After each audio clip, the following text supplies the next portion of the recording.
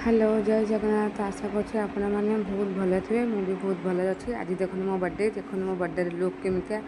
मो हजबैंड कहले चलो टे कड़े बुलिक आसवा बर्थडे। मुझे कहली हूँ चलो पुरीर फेमस जगह से नीलाद्री पार्क आटा बहुत बढ़िया जगह चलो बुलिक आसवा। सी भी देखी ना मुझे देखी मुझे चलो से जगह को जावा।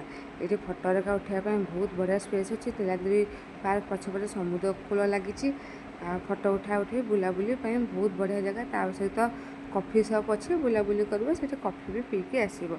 ये देखो आम बुलाबुली कर फटो यहाँ फटो सुट बहुत बढ़िया जगह फटो उठाइवाई।